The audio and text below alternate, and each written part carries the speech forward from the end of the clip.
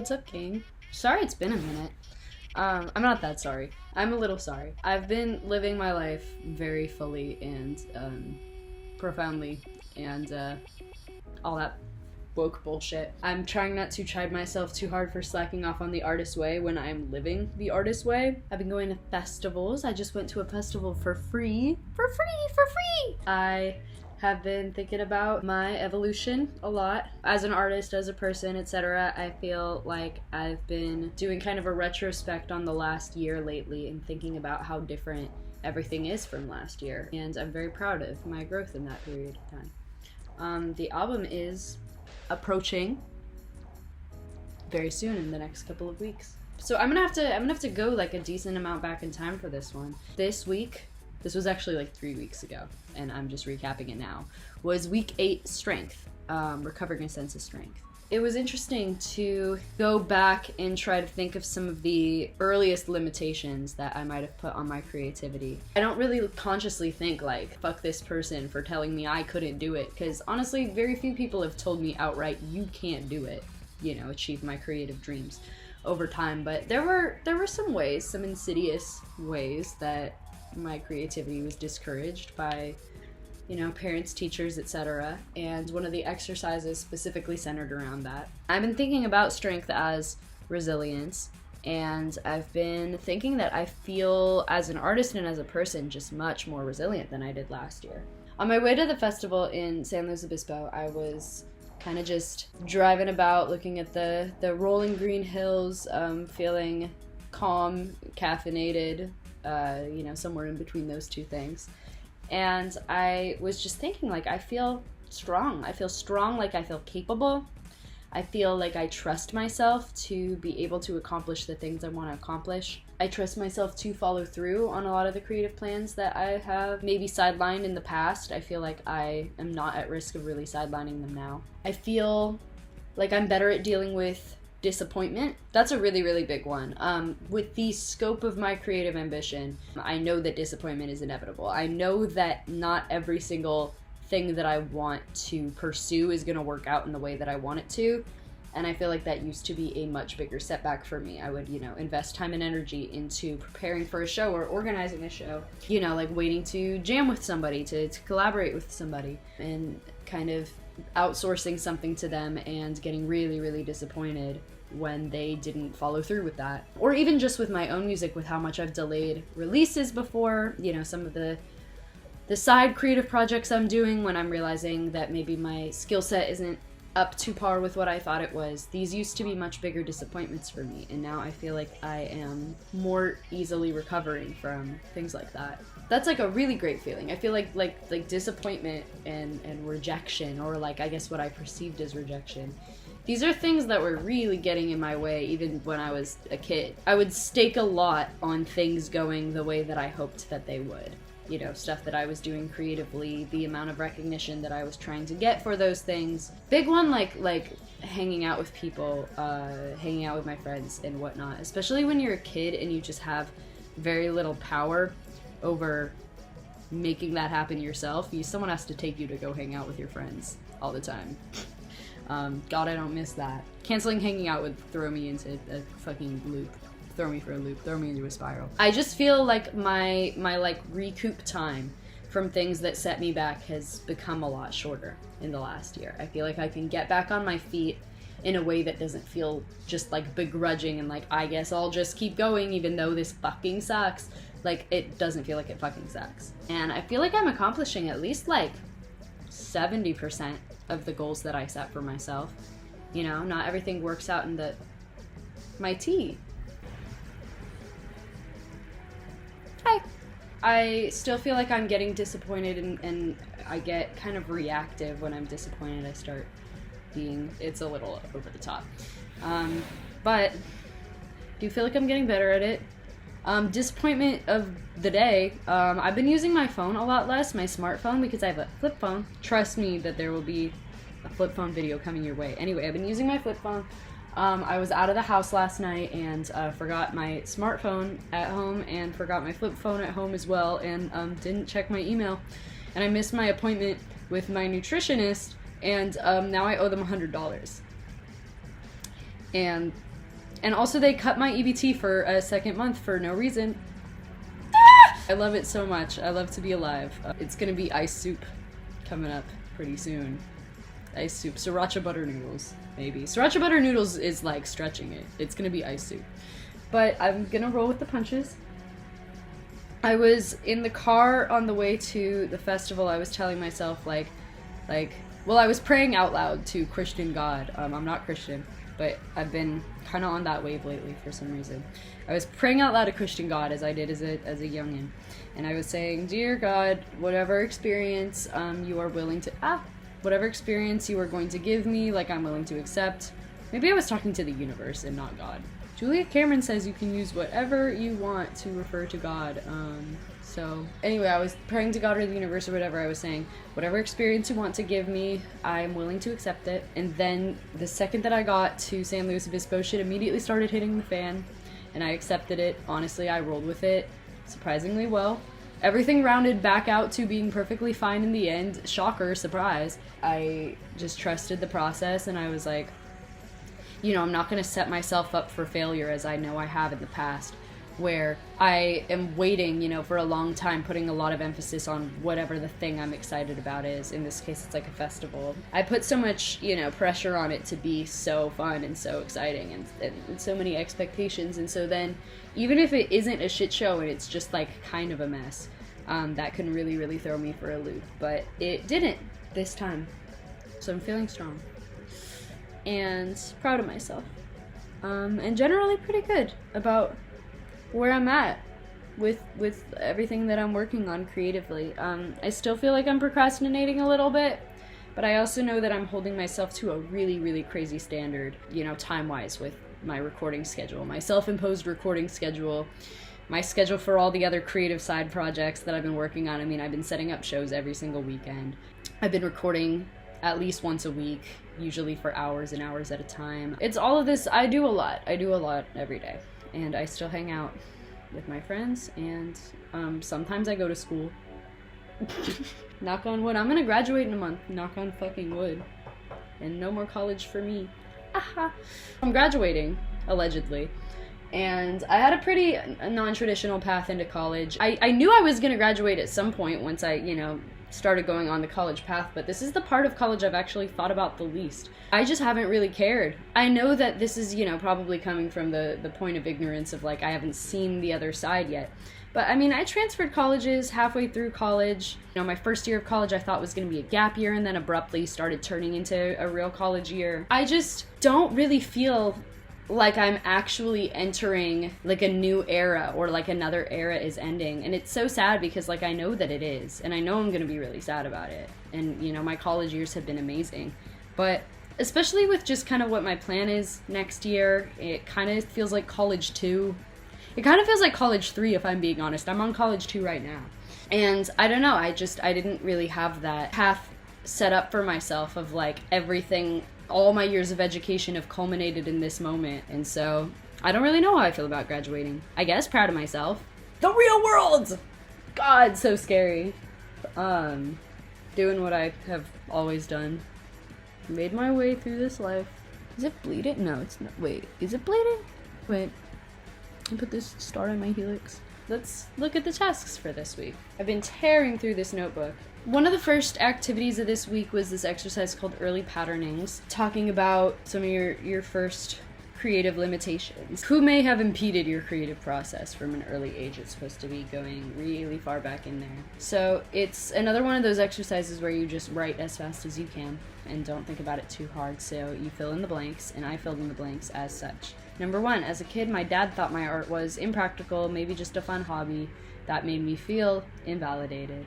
I remember one time when he told me I'd have to get a job, parentheses, a real one. When I got older, because music wouldn't work out for me, I felt like this could never be a viable option for me, this being music. And my safest bet was to work in a more practical field. As a kid, my mother taught me my daydream As a kid, my mother taught me my daydreaming was a sign I was highly creative and funny. See, this is where it's like, I think that, Julia might want us to try to consider the narrative from all angles and you know, any way that anybody may have impeded our creative process, but honestly my mom didn't, and even my dad didn't really. And I'm very grateful for that. They weren't, you know, super like supportive, as in like they have always been kind of scared that I'm gonna starve and die and be a starving, dying musician. For Christmas, I would ask them for pieces of music equipment and they would get it for me, and they liked my music and they liked my voice and my ideas. I think sometimes my mom doesn't get what the fuck is going on in my production, low-key, but sometimes she does. My mom likes JPEG Mafia. So, you know, my dad really loves my song Soot and says that it makes him cry. And my mom says all of my songs make her cry. I don't want to paint the false narrative online that my parents are cruel and evil, anti-art fascists, and they like my music. And my mom liked that I daydreamt a lot, and we made up all kinds of crazy stories and played with my calico critters, and it was a lot of fun. Yay. I remember she'd tell me to snap out of it by, I don't know, she didn't really tell me that. Sorry, Julia. The person I remember who believed in me was, the first thoughts I had were my friend Goldie growing up, and the older guy at the airport. If you remember from week 1, the person who put me onto the artist way was an older man at the SeaTac airport when I was 13. So shout out. I knew he believed in me because he told me that writing was gonna like save me in the way that it saved him, and that I needed to stick at it, and he was low-key right. I remember one time I played a song I wrote when I was 13 and my friends and family loved it, and they would sing my song and I would hear them hum it, and that's still one of my favorite things ever now, is when I show people my songs and then they are singing my songs under their breath because they're catchy. I felt by that encouraged and validated. The thing that ruined my chance to be an artist was extreme perfectionism with my output. The negative lesson I learned, which isn't logical but that I still believe, is that I need to be perfect, and since I never will be, I will keep delaying all my releases and never be satisfied with my art. When I was little, I learned that laziness and selfishness were big sins I had to watch out for.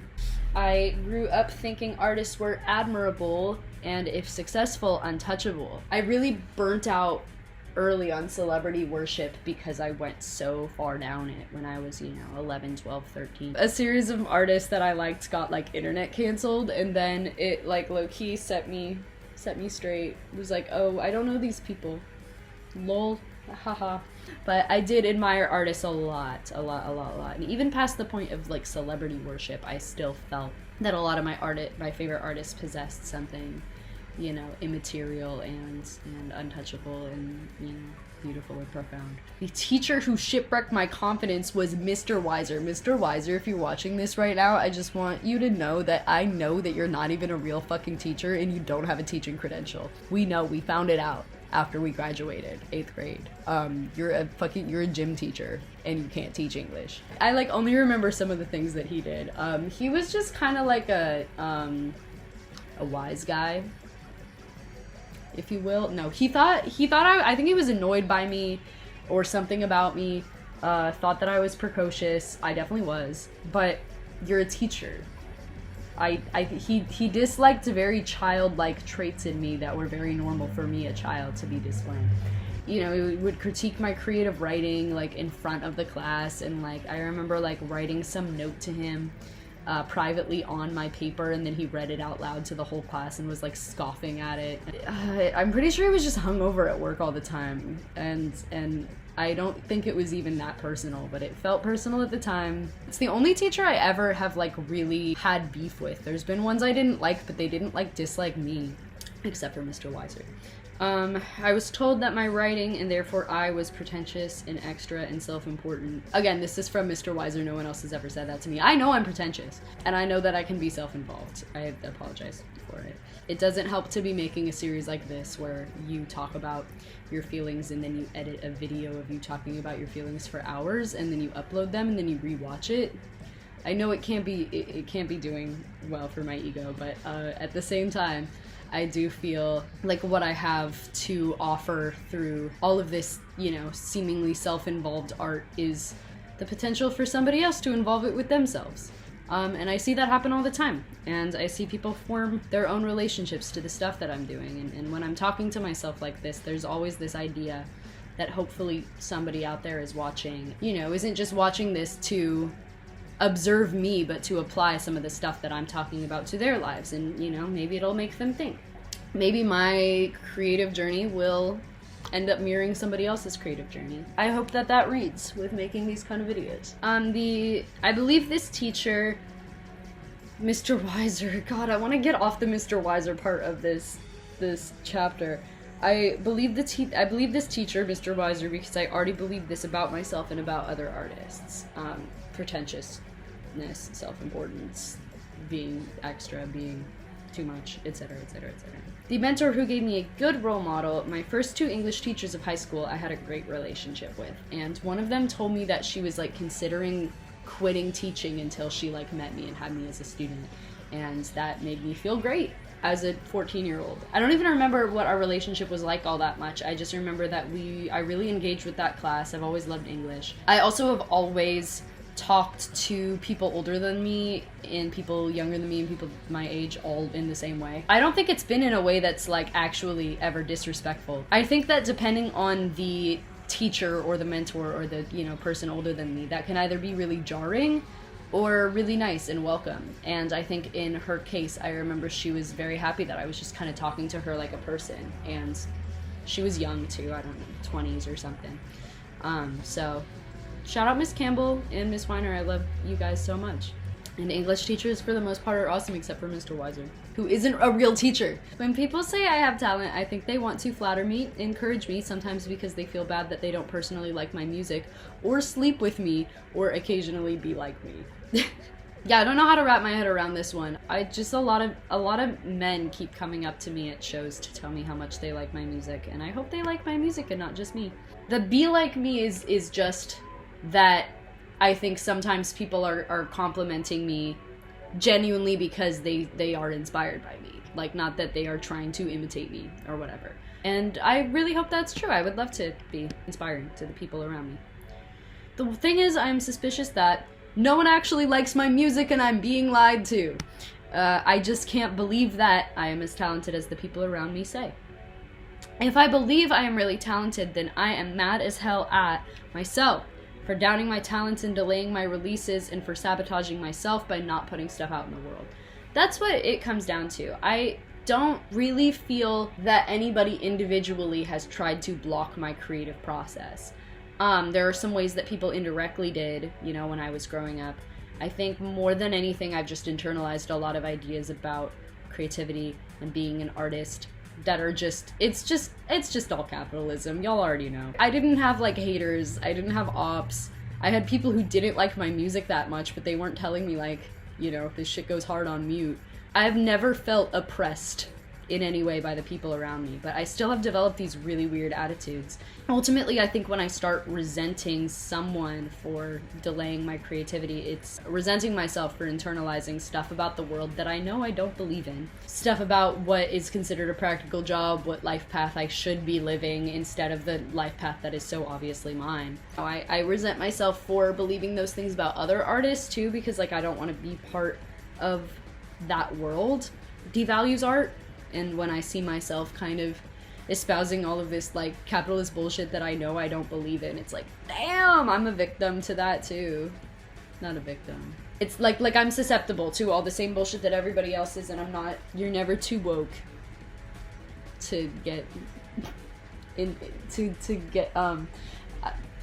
moving on. One of the tasks we had was affirmations for the week. We were supposed to pick 5 of like 20. I picked the ones that I felt called to me. I said, I am a talented person. My creativity blesses others. I now treat myself and my creativity more gently. I now share my creativity more openly, and my creativity is appreciated by the world around me. Wrapping up week 8, she told us to name our dreams simply and plainly. Whatever it is, you know, no modifications. What is my dream? And I said, in a perfect world, I would love to be a touring musician with a touring musician with a level of success that brings me a lot of recognition while still allowing me a pretty normal life. an excellent producer, event organizer, and multimedia artist. That is my dream. That is my creative dream. I have other dreams as well. And it feels nice to say it and write it out like that. It feels nice to acknowledge the fact that I want recognition and not immediately think that it's because I'm vain and selfish and immature and stupid and etc. I want recognition because I care so deeply about this thing, and I've invested a lot of time into it and into trying to be good at it and express myself in the way that I want to. And the recognition of that would be connection with my music. Some of it probably is a little bit more selfish. I like to feel admiration from the people around me, be like, wow, that shit is so good. I think that's a necessary selfishness. Everybody has something that they're like that about. I know that I like to express my admiration for the people in my life and all the things they're really good at and the things they've sunk all that time and energy into. So I will say it's okay if I want to be recognized too. It's okay. And it feels nice to say that and not think that I'm lazy, selfish, pretentious, extra, and self-involved. One concrete goal, I would love to play a big music festival with a lot of my friends as the backing band. A lot of my friends are musicians and we play live together anyway. It would be awesome if we were all on a festival stage together at some point. In 5 years, I would like to have accomplished this path that I just outlined and be on a track to accomplish more of my dreams. One concrete action I can send to my energy towards is I can send my music to labels, radios, different organizations. I can apply to play festivals. I can, keep booking shows. I can keep talking to people openly about my music. I can keep uploading on here. I can keep talking about creativity in every chance that I get and hoping that some of the stuff that I say resonates with people. 5 things I can't do. Stop doing all my homework. Walk around naked all the time. Openly confess all of my romantic feelings all the time. Be 100% honest all the time, and buy a whole new wardrobe right now. Those are the 5 things I'm not allowing myself to do. God knows I've tried to stop doing my homework, but there will always be more. And once I start doing my homework, I can't half-ass it, and I have to give a good effort, and so unfortunately that one I don't see going away. Walk around naked all the time, maybe. Openly confess my romantic feelings. I'm a little worried about that one, but maybe I'm worried about it because I need to be doing it. And I can't really buy a whole new wardrobe right now. I have very little money. I got my nails done though. They were low-key not what I wanted them to look like at all, but they've grown on me very quickly. I'm just not used to getting manicures. This is a new thing for me. And I don't know how to express what I want at the nail salon, and I don't usually have a photo to show, and I'm probably not going to keep correcting somebody and be like, actually, can you change it again? So then, whatever I get in the end, I'm just gonna be satisfied with. They look like Jolly Ranchers to me. Or they look a little bit like Galaxy nails of 2014 fame. But I could fuck with that. That was week 8. It was strength. It was great. I feel strong. What if this